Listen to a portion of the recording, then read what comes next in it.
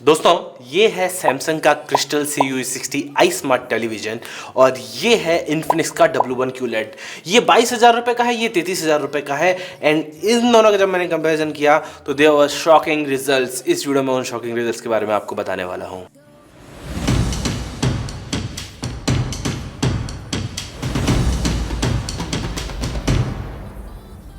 दोस्तों इन्फिनिक्स का W1 QLED TV आपको 22,000 रुपये की कीमत पे मिलता है और ये LG के वेबओएस के साथ बिल्ट इन आता है। यस, LG ने वेबओएस अपना ओपन सोर्स कर दिया है और इस इन्फिनिक्स की टीवी में बिल्ट इन है। एंड मैजिक रिमोट के साथ में भी आता है, जो कि आप देख पा रहे हैं यहाँ पे ये मैजिक रिमोट है। इसके साथ सैमसंग जो है वो है क्रिस्टल CUE60। इन्होंने स्मार्ट रिमोट भी नहीं दिया है, but there are some things about TV without the remote also, जैसे कि boot speed, user interface, audio quality, video quality, ports, design, stand, wall mount और भी 100 तरह की चीज़ें हैं। तो सब चीज़ों को कंसीडर करते हुए मैं अपना कंपैरिजन थोड़ा डिफरेंट तरीके से करता हूँ, इसलिए आप देखना, आपको आइडिया लगेगा। वीडियोस बनाने में बहुत मेहनत लगती है, तो आपसे उम्मीद करता हूँ कि आप इस वीडियो को लाइक कर देंगे, चैनल को सब्सक्राइब कर लेंगे। एंड आपको कोई भी सवाल रह जाते हैं इस वीडियो के बाद में भी, तो आप मुझसे x, threads, Instagram and WhatsApp पर पूछ सकते हैं। और दोनों ही टीवी में से कोई भी टीवी खरीदना हो तो यहाँ पर एक एरो आता है, उस एरो पर क्लिक करके नीचे डिस्क्रिप्शन में जाकर आप खरीद सकते हैं। सबसे पहले हम बात करेंगे बूट कंपैरिजन की और स्पीड की, कौन सी टीवी ज़्यादा स्पीडी है। दोस्तों ये है बूट कंपैरिजन बिटवीन सैमसंग का क्रिस्टल CUE60 आई स्मार्ट टेलीविजन और इन्फिनिक्स का W1 QLED टेलीविजन। दोनों ही टीवियों को मैंने स्विच से बंद किया था, दोनों टीवियों को अब मैं रिमोट से स्टार्ट कर रहा हूँ और देखते हैं कि कौन सा टीवी पहले बूट होता है। चूंकि यहाँ पे इन्फिनिक्स का जो टीवी है वो LG वेबओएस पे बेस्ड है और सैमसंग का जो है वो टाइजन OS पे बेस्ड है और दोनों ही लिनक्स बेस्ड प्लेटफॉर्म के यूजर इंटरफेस हैं। इंस्टेंट स्टार्ट होते हैं टीवी, ठीक है। आप स्विच से बंद करके भी स्टार्ट करोगे तो तुरंत ही स्टार्ट हो जाएंगे। And that's the best thing about it. जो एंड्रॉयड टीवीज़ बहुत ज़्यादा टाइम लेती हैं, 30 से 35 सेकंड, उतना टाइम नहीं लगने वाला है।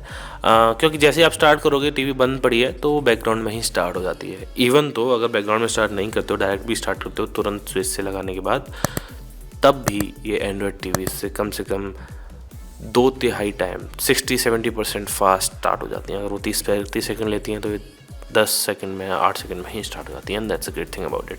Let's talk app opening time. दोनों ही टीवियों में मैं नेटफ्लिक्स का बटन दबाऊंगा और हम देखेंगे कि कौन सी टीवी में नेटफ्लिक्स पहले ओपन होकर देता है। ओके, आप देख पा रहे हो प्रोफाइल आ गई है। सैमसंग में लॉगिन नहीं था तो it will not be fair. ठीक है, एक बार प्राइम वीडियो भी ट्राई करके देख लेते हैं। प्राइम वीडियो यहाँ पे सैमसंग में पहले खुल गया है और प्रोफाइल की बात करें तो मैंने यहाँ पे चूज़ करी है। ओके, एट दी एंड तो इन्फिनिक्स जीत गया। LG का webOS is a bit faster, 1 second faster. देखो दोनों ही बहुत फास्ट है, अत्यंत फास्ट हैं। लिनक्स बेस्ड प्लेटफॉर्म है तो obviously you can expect great speeds with both of them. यहाँ पे टाई रहेगा, यहाँ पे जिताना बहुत मुश्किल है स्पीड, बूट की स्पीड में मामले में अगर हम बात करें तो ओवरऑल रहेगा टाई। दोनों टीवी बहुत फास्ट है। तो दोस्तों स्पीड में तो मामला टाई रहा, क्योंकि दोनों ही लिनक्स बेस्ड ऑपरेटिंग सिस्टम पर बेस्ड है। सैमसंग का अपना टाइजन एंड इनका अपना वेबओएस, तो वो मुकाबला टाई से रहा।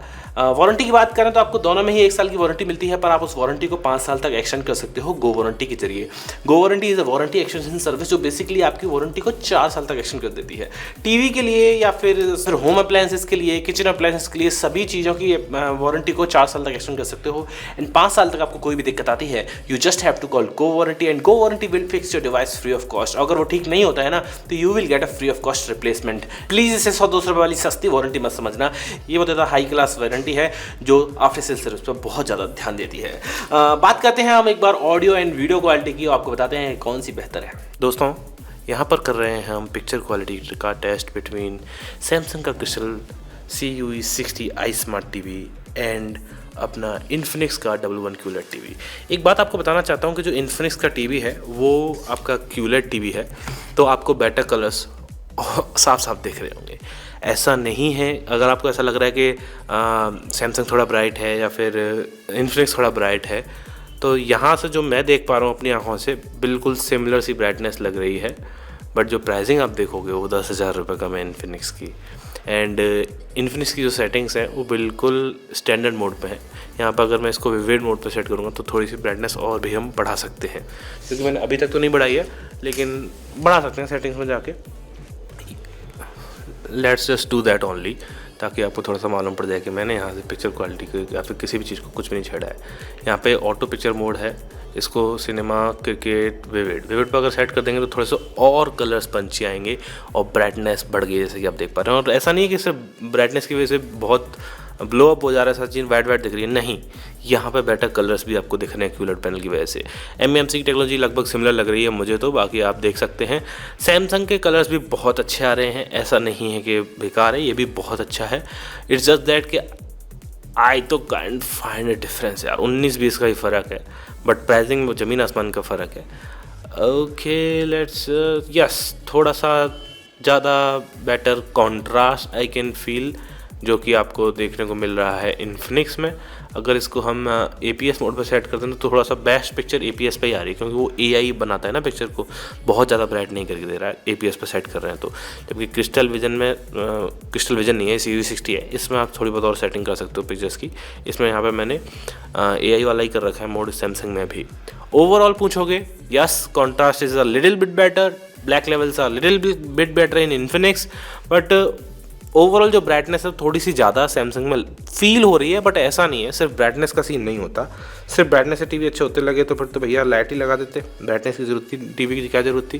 बट ओवरऑल जो फील है वो कलर्स की भी आती है, एंड वो कलर्स की फील आपको इन्फिनिक्स में बेटर आ रही है, क्योंकि दैट क्वांटम डॉट का प्ले। और फिर 10,000 रुपये वाली तो बार बार मन में आ रहा है ना, 10,000 रुपये एक्स्ट्रा खर्च करने के बाद आपको लगभग सिमिलर ही मिल रही है परफॉर्मेंस। और 19-20 में 19 ही है Samsung Infinix S20। Let's talk audio.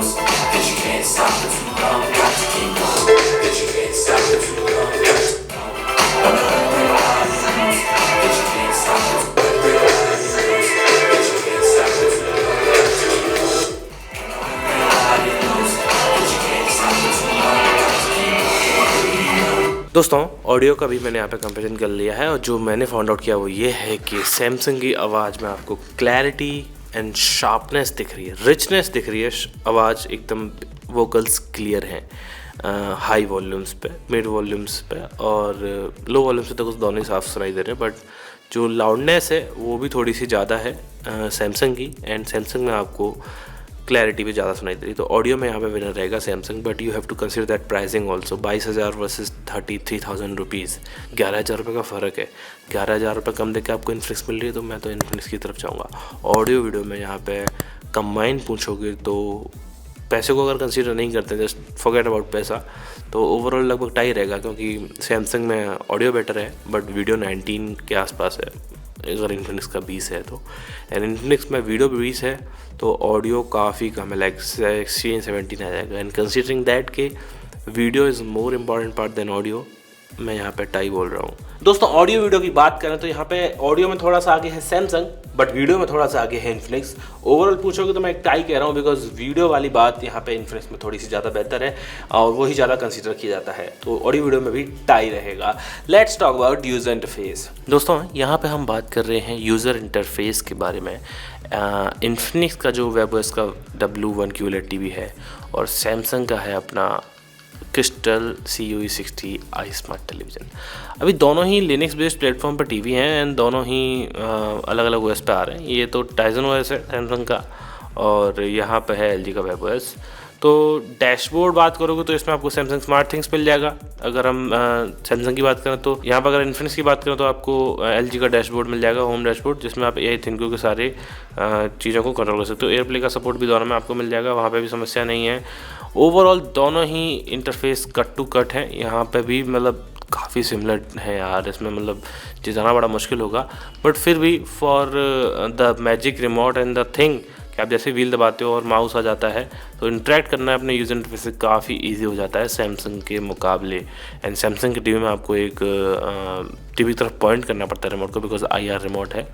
तो यहाँ पे मैं सिर्फ और सिर्फ इंट्रैक्शन, क्योंकि आपको मैजिक रिमोट मिल रहा है और मैजिक रिमोट के साथ फीचर्स बहुत ज़्यादा हो जाते हैं, उस वजह से इन्फिनिक्स के W1 QLED को जिता रहा हूँ। UI में बेटर रहेगा ओवरऑल इन्फिनिक्स का टीवी। इसके साथ साथ इसमें दोनों में ही थोड़ा थोड़ा कंटेंट बाहर आता है, दोनों में ही आपको अलेक्सा का सपोर्ट मिल जाता है, बट सैमसंग में नहीं मिलता है। सैमसंग में आपको वॉइस असिस्टेंट का सपोर्ट नहीं है, ये बात मैं आपको बता दूँ। CUE 60 है, इसके ऊपर जो मॉडल आता है क्रिस्टल विजन वाला उसमें है, बट इसमें तो नहीं है।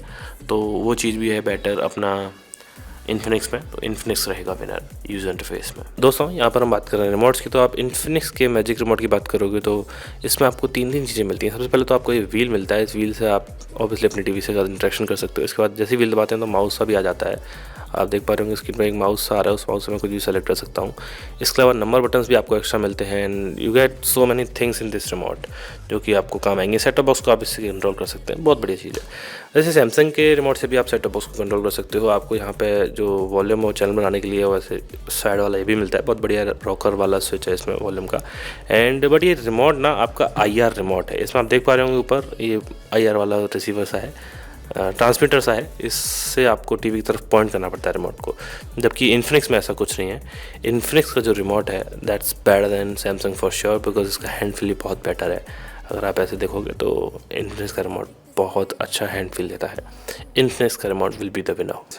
तो उसमें UI में भी टाई है क्योंकि दोनों ही फास्ट हैं, but because of that magic remote overall Infinix का बेटर है। तो इन्फिनिक्स का विनर बता रहा हूँ मैं, क्योंकि इन्फिनिक्स का मैजिक रिमोट बहुत ज़्यादा इंटरेक्शन को इजी कर देता है यूजर इंटरफेस के साथ में। पोर्ट्स की बात करें तो आपको सैमसंग में मिलता है एक USB का पोर्ट और इन्फिनिक्स में मिलता है 2 USB के पोर्ट।